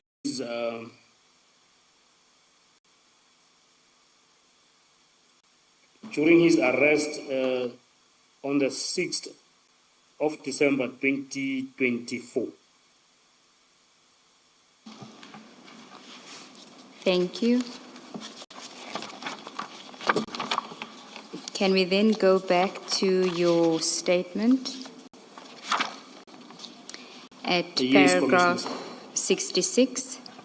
Can you tell us what Yes. happened? Before you go to 66, these exchanges between you and, you say, Mr. Ndlala, where in advance he tells you what the plan is, and you describe this in paragraph 63. You say there was a clear plan what would happen regarding the bail. First, he would be granted bail. Secondly, if he was not granted bail, he would escape from custody. Thirdly, if 1 and 2 failed, the investigating officers would be eliminated. And then you say it was at this point where I was advised to leave the investigation. And then again in the next paragraph say you called him back, where you say I called the person, in paragraph 64, in the third line, you say I called the person who informed me that that is Mr. Ndlala. You called Mr. Ndlala.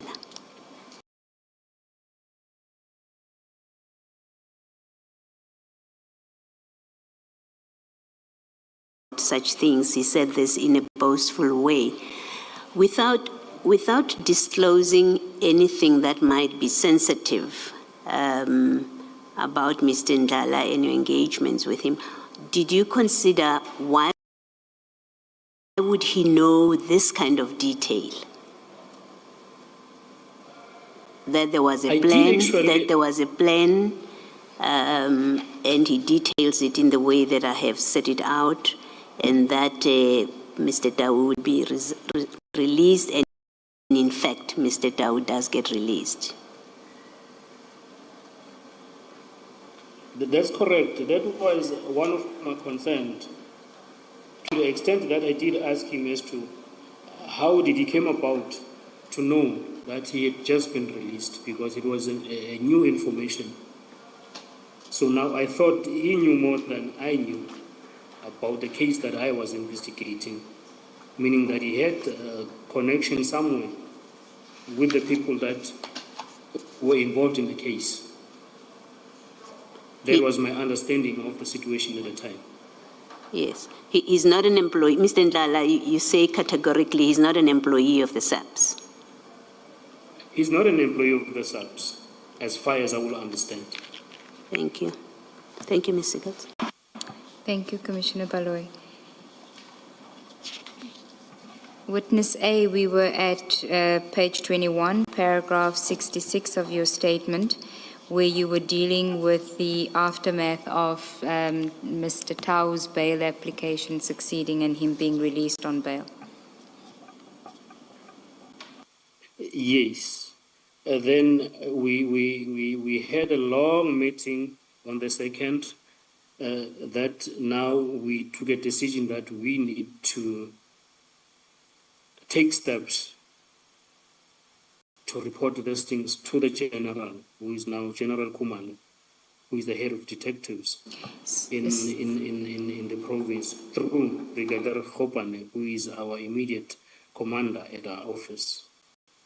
And then this was now on a Saturday, and my leave was starting. I was supposed to have gone somewhere for leave, but I thought I cannot leave until I see that we are getting help on this.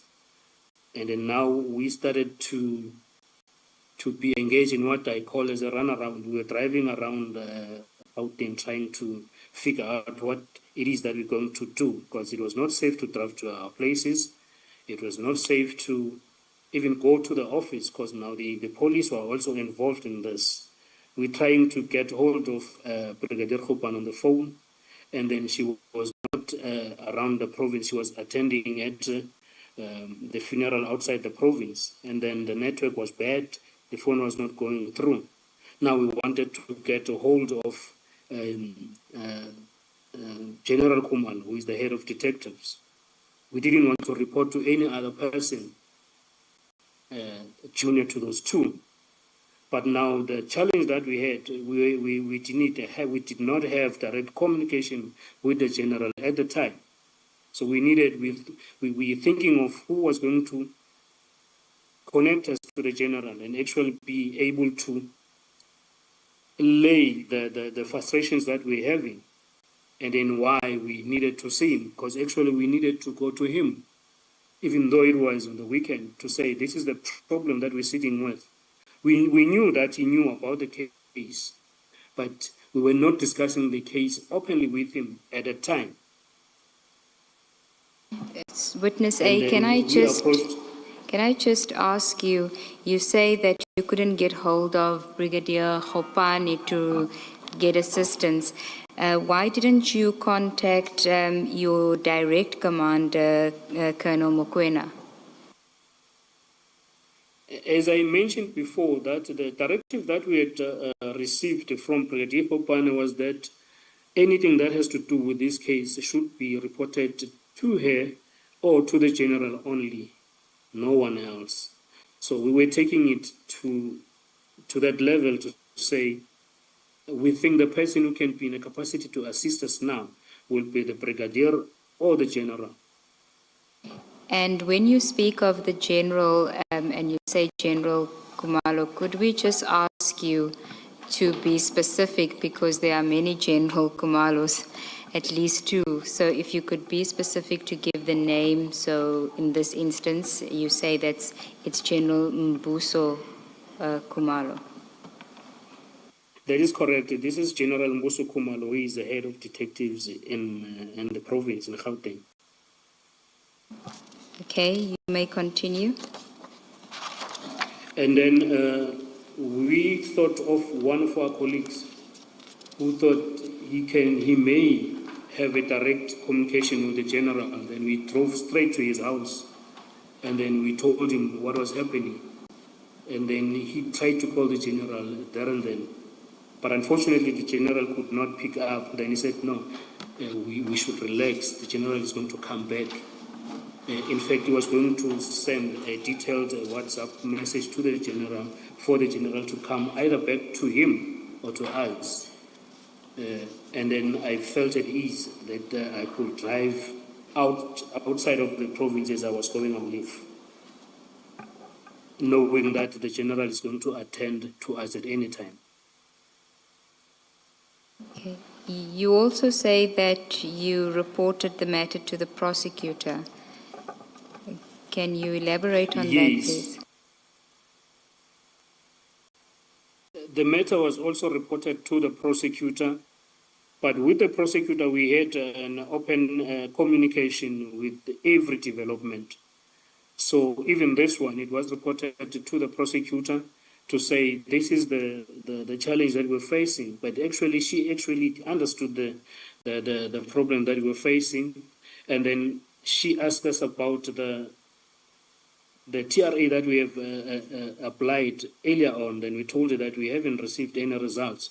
And then she took it up to herself to write it to our commanders and give them the background of the situation that we're facing and requesting them to see to it that we are provided with security, not only for us, but also of the docket that we carry. Why was it important to provide security for the docket as well? It is because that now we thought that if they do not find us, they will want to find the docket. Once they find the docket, then you will have a problem because now you won't be having the docket, like the physical docket, it will be gone. That was just our thought. It's not that we knew that this is what was going to happen. To the extent that this docket was not kept, where we will keep our docket at the office in our still locked cabinets. We were driving around with it wherever we were going, which was posing another danger to us. Did you or witness B ever get hold of General Mbuso Khumalo? It is General Mbuso Khumalo who came back to us after, I believe, having received the communication from the member that assisted us to get through to him. So you spoke to the general? The general phoned me. And what and did then he say? I spoke to him. And then he told me that he has heard what has happened. And then he told me that he would want to see us very soon so that we can discuss a way forward. And then I told him that I was on leave, but I was willing to withdraw my leave and come to work. Then he said, no, there won't be a need. As long I am safe wherever I was, he will be communicating or making any arrangements that will be made with witness B until I come back from leave. And then as soon as I came back from leave, we went to General's office, and then he addressed us, he asked us some questions, and then he told us that he's going to assist wherever he can. And then he just gave us the layout, what his wish and what he thinks should happen to this investigation.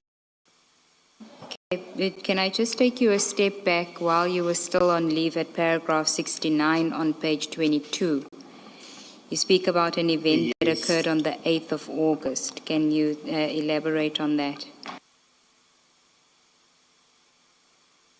Yes.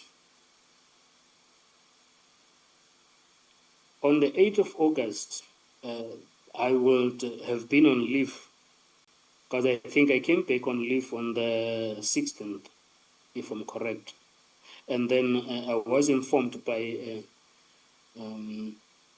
witness B that the TRA has been conducted, the threat risk assessment had been conducted, and it was classified as high risk, which in other words meant that our lives were extremely in danger. And who conducted And then that TRA?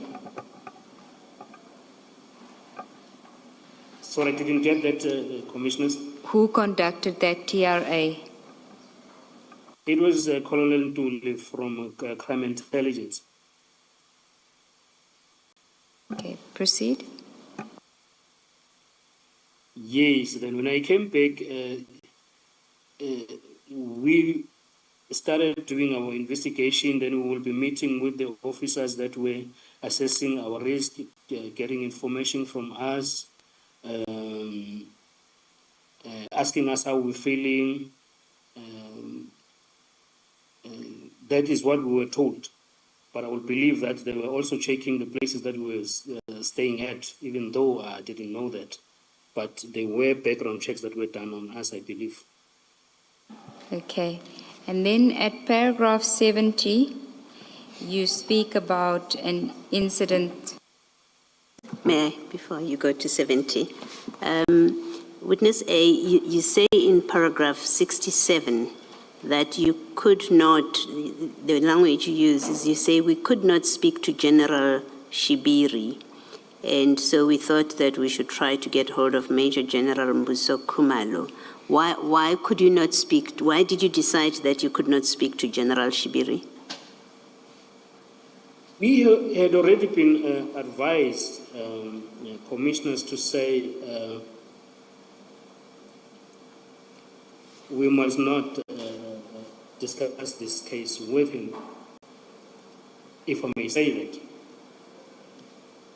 And then also the confusion that happened with the parties and us called to his office, we at this time, up until today, we hadn't figured out if it was him assisting us or if it was him trying to get information from the docket and everything. So it was safe to deal with the people that we trusted at the time. So the reason you decided not to speak to him, it was a trust issue. You didn't think you could trust him. I will put it in that way, commissioners. Yes. Ordinarily, if there were no trust issues and you were dealing with this problem that you find yourselves in, and you can't get hold of your immediate superior, I think Brigadier Hopane, ordinarily who would you speak to? Would it have been Shibiri, General Shibiri? No, it would have been General Mbuso Khumalo because he's at the provisional level, and then General Shibiri is at the national level. So I will exhaust the means of trying to get hold of General Khumalo at the provincial level, and then going to national level will be extreme. Yes. So in terms of hierarchy, the right person, if you couldn't find Brigadier Hopane, you're saying General Khumalo, Mbuso Khumalo would have been the next person that you speak to if you followed the hierarchy. That's correct, Commissioner. That will be the next person that you will have to speak to. Yes. Thank you. Thank you, Ms. Sigal. Thank you, Commissioner Baloyi. Okay, so we are now at paragraph 70 on page 22, where you speak about an incident that occurred in the week of the 12th of August when you returned from leave. Can you just tell us about that? Yes, now I had already resumed duties. Then we were doing normal investigation on this case. And maybe it should be mentioned that we were doing this case and other cases that we already had at the office. So it will be this case and other cases, depending what investigation we have on other cases. And then we were called to come to the office, and then the information was that there were two officers who were waiting for us or who needed to meet with us at the office. And then we drove to the office, and then we found these two police officers at our office now, at the organized crime office. And then they told us they are from the cold case unit, and then they requested that we give them over the docket of swart murder. And one of these warrant officers was identified to us as Dion Mulaudzi, who works at the cold cases office. And then we refused. We said we cannot, because that's procedurally that was wrong. You can't just give the docket to someone because they're requesting for the docket, let alone that this was the sensitive matter that we're investigating. Even if it was just a normal docket that had no threats and everything, you cannot just say, okay, here's the docket, you're looking for it, have it.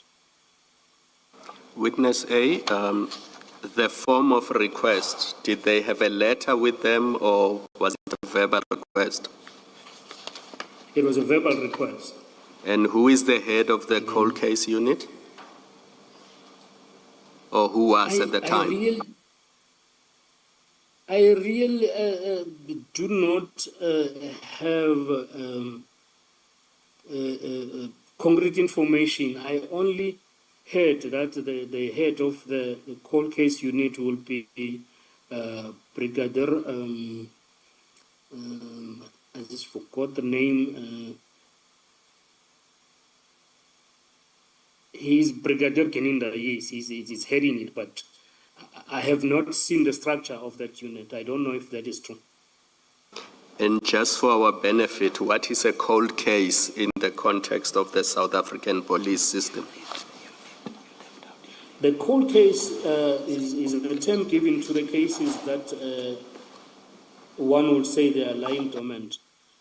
They have been opened, and then there is no breakthrough for a certain period of time. Then they would be referred to as a cold case, which will then mean that they need a certain or a different approach from a mainstream approach that maybe the station or any other unit will be given. Then they are ordinarily transferred or given to the cold case unit. But this one of us, it was a fresh case, and it was not called in a way that the people were already arrested and it was caught going. So it didn't really fit the category of it being investigated in that unit to start with. So you, as one of the investigators, had not yet formed a view that you hit a dead end with this case? No. Actually, the progress on the case was wonderful. We were having leads. We were getting closer to even arresting a fourth suspect. And then we had good linkages to the suspect that we had already arrested. So there is no way that it could have been referred to as a cold case at that stage. Thank you, Commissioner Kumalo. Is it, witness A, is it not possible that whoever approached you may have considered this to be a cold case because you were not discussing it with anyone? You've testified that a very small circle of people knew anything about this case as per instructions, and there was good reason for it. Is it not possible that there may not have been anything sinister with these two gentlemen who come and ask for it, for the docket? I wouldn't think so, Commissioner, because even if that would have been the case, the time frame did not allow for this case to be categorized as such. And then besides that, this case was all over the news. You will go around, you will know about this case to say there is 3 people that were arrested for the murder of Mr. Swart in Vereeniging. And for the fact that there was a police officer that was arrested for it, on it, it will be like all over in the media and more so all over in our own connections in the police, our groups and everything. So it was known that it was court going. Thank you. Thank you, Commissioner Baloy. Witness A, we're still on page 23 of your statement. And at paragraph 71, you talk about a meeting that occurred on the 20th of August, 2024. Can you tell us what happened at that meeting?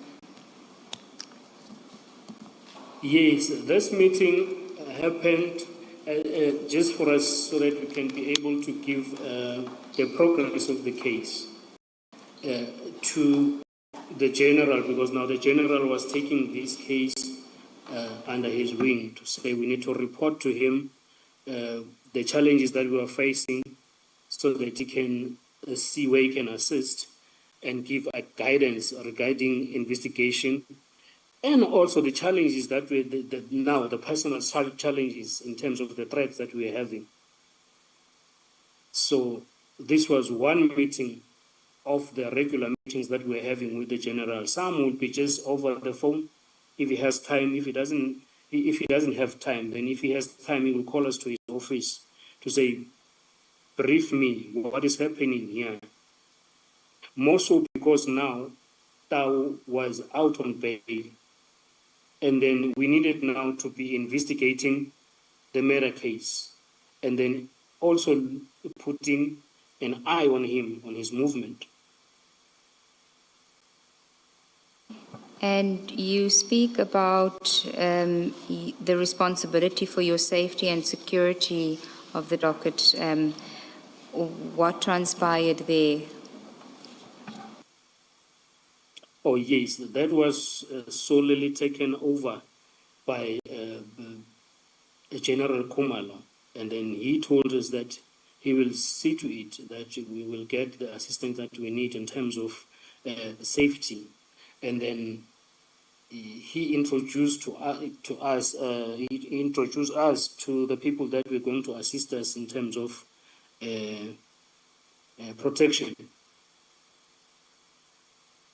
And who was that who was now responsible for your safety and the security of the docket? We were introduced to General Kekana, who is, I think, the head of the uniform units in Gauteng, to say he will provide you with the members that will be in charge of your safety or your protection while you are doing the docket and while you are off duty. And then at the same time, there was another wing of the police that was going to be working behind the scenes, which I'm not at liberty to talk about their operations because I don't know about them, but they are from counterintelligence. They were doing the TRA, they were doing the background checks, they were seeing the severity of the risk, and then maybe reporting to the generals, I don't know, but they were also part of the operation by then. You refer in your statement at paragraph 71 to a counterintelligence investigation. Is that what you just mentioned now, or is that something else? Initially, the counterintelligence came in as far as giving protection and assessing the situation, maybe which then led to the counterintelligence investigation to say the investigation itself, now the overall investigation need to be taken under the counterintelligence. I will talk to that extent. But initially, it was not the counterintelligence doing investigation. It was us doing investigation under their protection up until the time when now we were introduced to their wing of investigation, which included the PKTT, as it is called. Okay. At paragraph 72, maybe that would be the concluding topic for today. You speak about events of the 5th of September 2024. Can you just tell us what happened on that day? This one was one of the eventful days because we were not already provided with the units that were going to guard us. So we were visited at home late at night by the unit that needed to guide us, guard us, or provide protection to us and our families as we were sleeping. And then it came as a surprise because we were not really noticed or given a notice to say people were going to visit you at night. From my side, I heard by the sirens outside, and then when I opened the window, I saw 5 marked police vehicles with the sirens and blue lights on. And then when I went to them, they told that they were being tasked to come give protection to me overnight. And then in the morning, the other team was going to take over. That one will be the TRT. And then we will be doing investigation, and then the other team that came at night will come change. They were changing shifts. So was it 24-hour protection? It was actually the start of a 24-hour protection. Thank you, Chair. I think this may be a convenient time to adjourn for the day. Let us adjourn and resume at 9:30 tomorrow.